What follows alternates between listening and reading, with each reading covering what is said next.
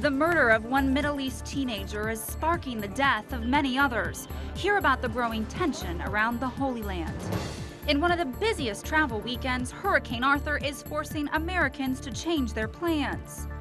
Is this week's Supreme Court ruling on the HHS mandate a victory for women? We discuss with one pro-life leader. And our Alan Holdren speaks with the Vatican's representative in the United Nations. Those stories and more for Thursday, July 3rd, 2014.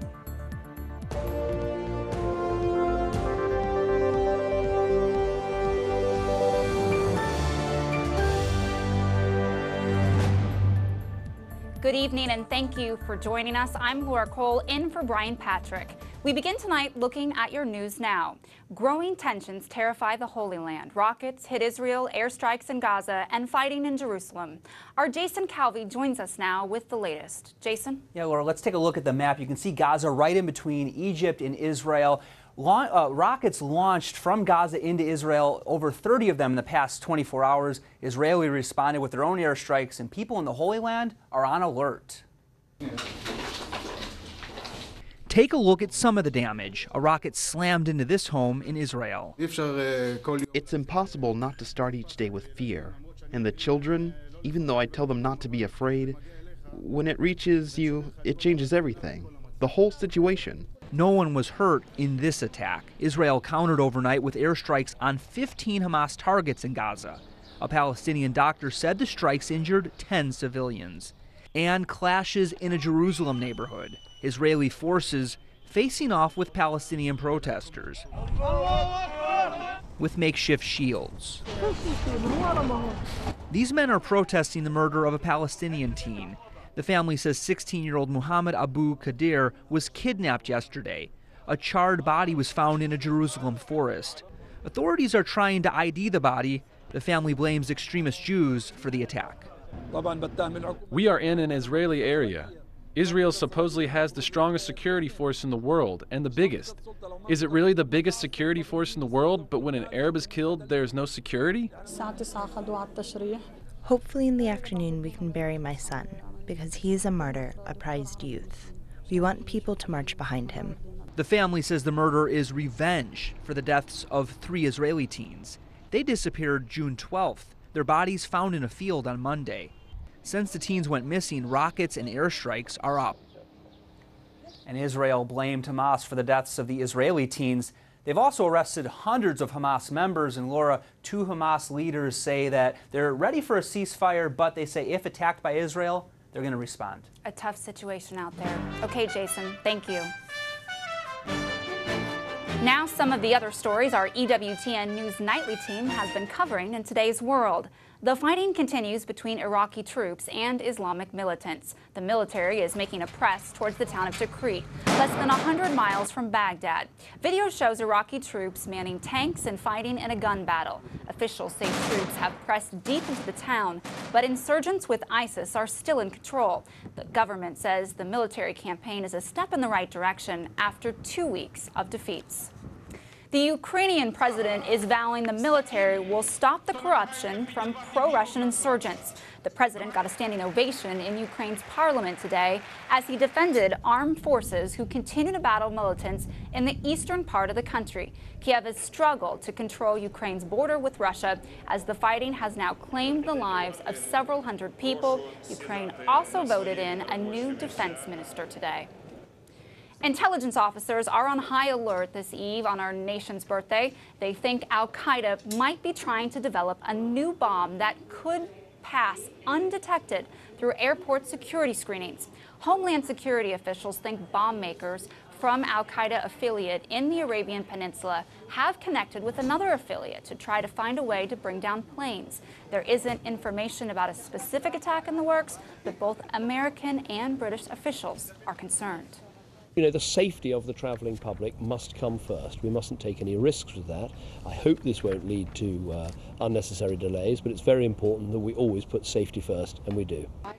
The intelligence community fears that someone will use a Western passport and not be screened as carefully so they can sneak a bomb on an American plane. Back here in the U.S., forecasters are now predicting Hurricane Arthur will become a strong Category 2 as it moves closer to the East Coast. Arthur is predicted to hit North Carolina's Outer Banks tomorrow. Residents are already bracing for it. Heavy rains and winds are expected overnight as tens of thousands of people are evacuating the area. I know that my parents are frustrated and my family's frustrated. We had originally planned to leave tomorrow, so it wasn't too much of an inconvenience for us, except now we will be facing traffic, so that'll be pretty much an inconvenience for us. Forecasters expect the hurricane to move away by land by this weekend.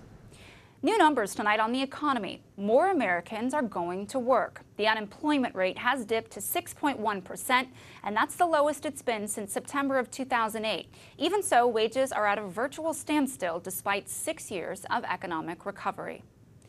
Well, this week, we saw a historic ruling come down from the Supreme Court, siding with Hobby Lobby and Conestoga Wood Company. The High Court ruled that for-profit companies do have religious freedom, so some corporations can opt out of the HHS mandate covering contraceptives for women. It was a narrow ruling, a 5-4 decision, and the justices voting in favor for Hobby Lobby were all men. We're joined now by Gloria Purvis for Black Catholics United for Life.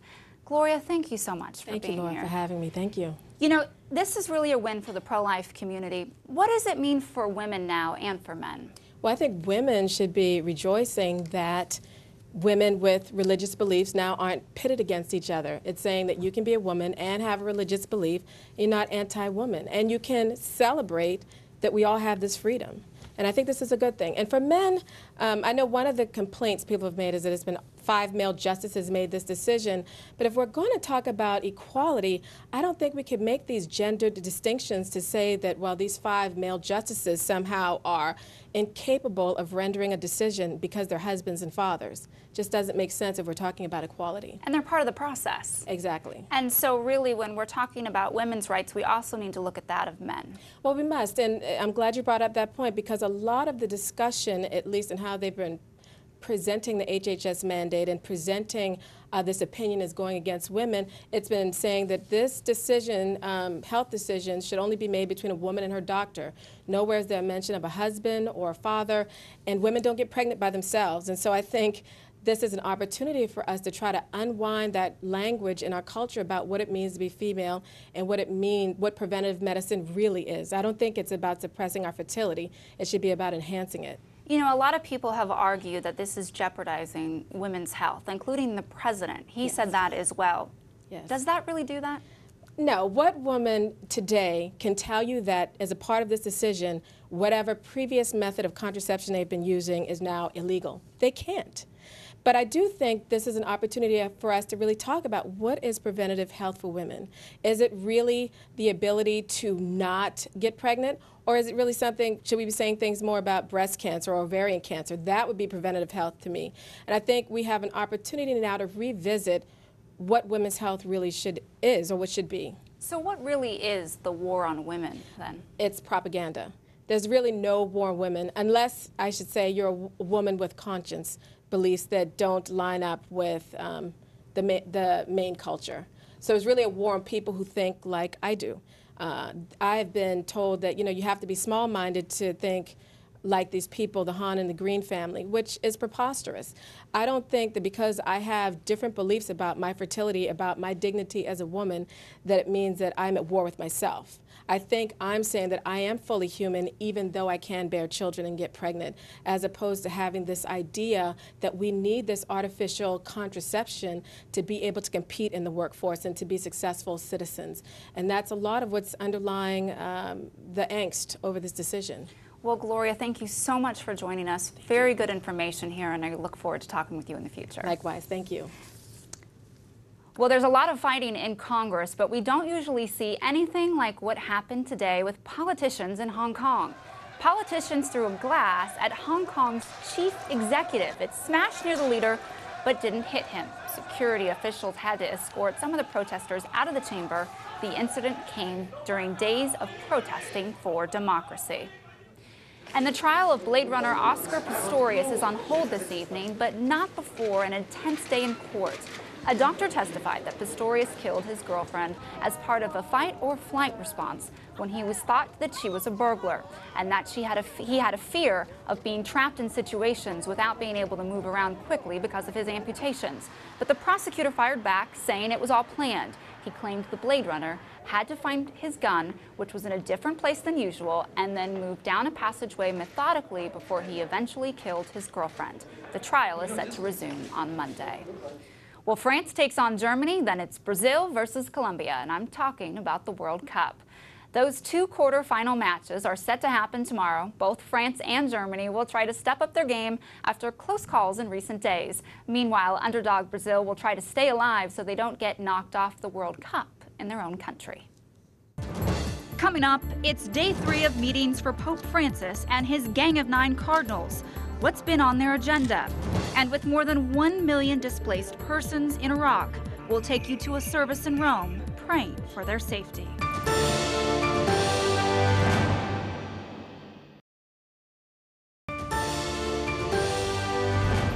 Thank you for joining us this evening. I'm Laura Cole. It's day 3 of meetings for Pope Francis and his Council of Cardinals. As we first told you yesterday, there's now a 9th cardinal added to what's being called the Gang of 8.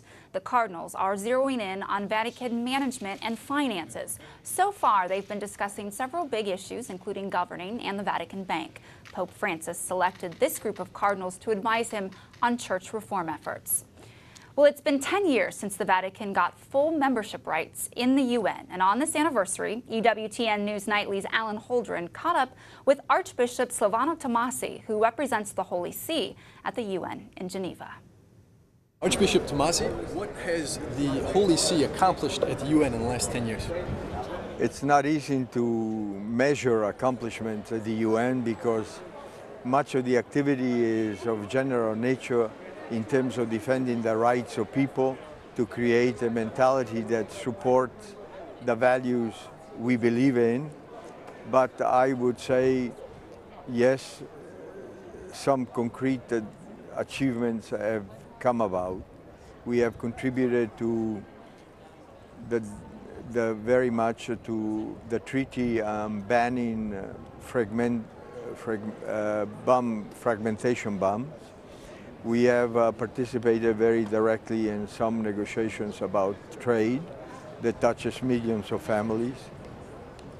We have insisted in the Human Rights Council on the rights of everybody, including immigrants and refugees, sometimes even people without proper documentation to be in a country.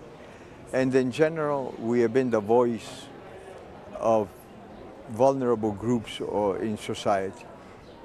In a short definition, I would say that the role of the Holy See at the UN is that of being the moral voice and the voice in defense of the most weak and the neglected members of society. And the Holy See doesn't actually have any voting rights there at the UN. What does that mean in practice? How much influence does it actually have? The Holy See can vote in some organizations linked to the United Nations. That gives us the right to speak in every context of the United Nations activities. And in this sense, our voice is a voice that is heard and listened to, even though not necessarily followed by everybody. But every country wants to know where the Holy See stands on certain issues, social issues, political issues, but most of all, ethical issues. And because of sex abuse cases in the world, the UN, or the Holy See at the UN, has been coming under fire, especially for the Convention of the Rights of the Child. What has been your response to this? The Holy See has presented its regular reports like every other state, being a country that has ratified treaties like the Convention on the Rights of the Child or the Convention Against Torture and other types of inhuman behavior. In these circumstances, the experts have focused their attention on the pedophilia issue within the Catholic Church. But I think at the end of the day, we have shown with statistics, with practical measures in terms of legislation for the city-state of the Vatican, or for directives given by the Holy See or the Pope himself regarding how to fight this scourge, this tragedy of pedophilia. And I think there has been such an enormous advance in the protection and ensuring the protection of victims of pedophilia and preventing the repetition of this crime, that there are probably few other institutions or states that have done the same. Thank you so much for being with us, Excellency. My pleasure. Thank you, Alan. A Roman sculptor is teaming up with a 3-time Oscar-winning production designer to exhibit a saint. With the help of Academy Award winner Dante Ferretti, the Italian artist created the exhibit on St. John of the Cross. These sculptures display his mystical doctrine, showcasing the purgative, unitive, and illuminative paths in following God. My personal intention was to suggest a different approach to life, following the thinking of San Juan de la Cruz, because it's a very special and unusual suggestion, and a completely different thinking in respect to the usually feeling of the human people. The show will be on display until the end of September in Rome. Also in Rome, many are praying for the safety of the 1 million people forced out of their homes in Iraq. Just yesterday, one French cardinal led a service for peace in Iraq and Syria at the Roman Basilica. Middle Eastern representatives in Rome also gathered for the evening vigil. The group meditated on Pope Francis's words, "To make peace, you need courage, much more than to make war." Up next, from the battlefield to the plastic surgeon, and for those that served our country, a new treatment to heal their scars. And taking it to the sky, hear how one hobby is uniting people from around the globe.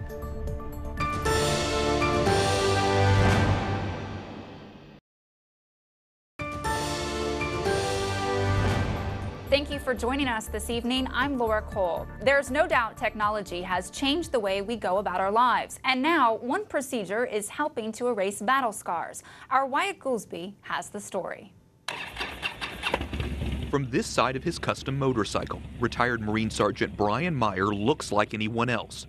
But look more closely. Meyer is a double amputee. I was working on a roadside bomb in Sangin, Afghanistan, in the Helmand province, and when I was pulling it out of the ground, there was something extra in there, and it detonated. That something extra cost him his right hand and leg, but thanks to some creative treatment, he can enjoy the open road once again. At the Naval Medical Center in San Diego, Meyer is undergoing a treatment you'd expect to see inside the office of a Beverly Hills plastic surgeon. Ablative laser treatments, normally used to smooth wrinkles, are helping give back range of motion. The laser burns off layers of scar tissue that once made it hard to move his hand. When the job requires me to hook something and grab it, now I can do it, whereas before I couldn't. It's a privilege to work with soldiers and Marines like Brian, because they're young and motivated and healthy, and they don't want to just walk. They want to do things that their colleagues are doing, their friends are doing. With nearly 2,000 men and women who lost limbs fighting in Iraq and Afghanistan, the demand for these new treatments is growing. The military plans to roll out the laser treatment to all its hospitals, helping wounded warriors enjoy life and all its thrills. Wyatt Goolsby, EWTN News Nightly. Well, you may have heard by now that hundreds of thousands of Facebook users were unknowingly part of a research experiment that was published this month. For 1 week in 2012, Facebook allowed researchers to play with users' emotions. They channeled negative posts to some people's news feeds and positive posts to others to see if users became emotionally affected enough to their posts so that they became more positive or negative. Brian Patrick spoke earlier with Elizabeth Dwoskin, who writes about technology for the Wall Street Journal. Elizabeth, you wrote in your article for the Wall Street Journal that even the study's editors had some concerns about the ethics of manipulating moods. What kind of ethical questions does this study or experiment raise?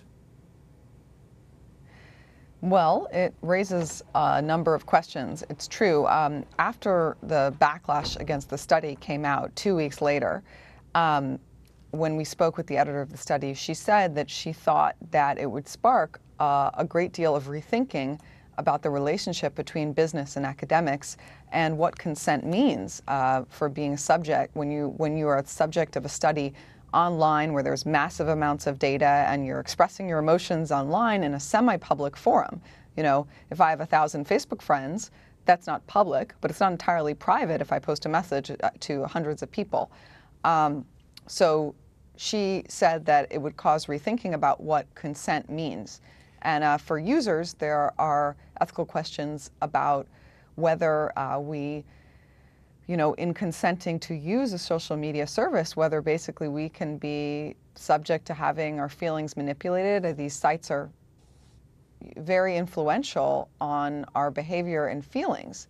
Yeah, one of the concerns was that the users really didn't agree to this study, and Facebook maintains that, hey, when they signed up for Facebook and they checked that little block, they agreed to the terms. That's pretty gray area, isn't it?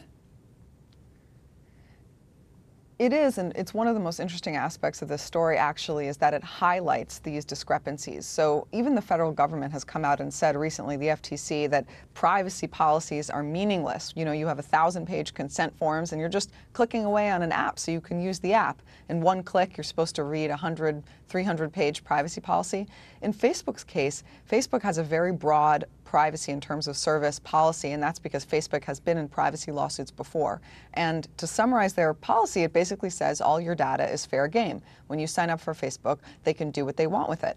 And Facebook runs experiments all the time to manipulate what you see to see whether that will make you, quote, engage more. That's the term of art in the industry. But of course, what that means is what will influence your behavior, what kinds of messages and images will influence your behavior more than other things. So in a way, the whole thing is an experiment. And isn't this really scary, too, that a company like Facebook has such power? There's a little commentary block on your article. It's time to talk seriously about the awesome power of Facebook. This is something to think about.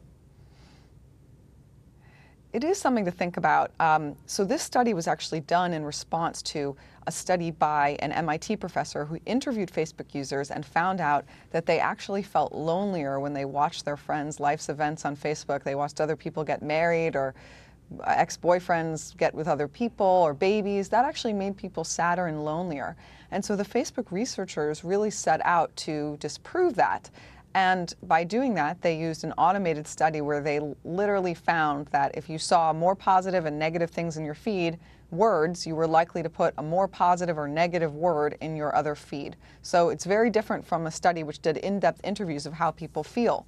But what it does say is that there is research coming out that these sites and what we see and the tweaks that we see, these aren't just business decisions. They really influence people's feelings about their lives. And so that's a very delicate thing. There'll be much more discussion about this. We appreciate you talking about it with us here on EWTN News Nightly. Elizabeth Dwoskin joining us from the Wall Street Journal in San Francisco. Thank you. Thanks for your time. Well, colorful kites are dancing their way through the skies on one of Portugal's windiest beaches for the International Kite Festival. Teams from around the world took part in the event. They made some interesting kites. This year, one had a bike, another a scuba diver. How they came up with these ideas, well, that's all part of the fun. Ultimately, they love watching their creative designs fly high in the sky. Kite flying is a unique activity. It's a family activity. It's participated by young and old. It's a way to decorate the sky. It's a blending of art and science, the colors, the decorating. It's just a unique activity that people enjoy all around the world. And this is the 12th year of the International Kite Festival.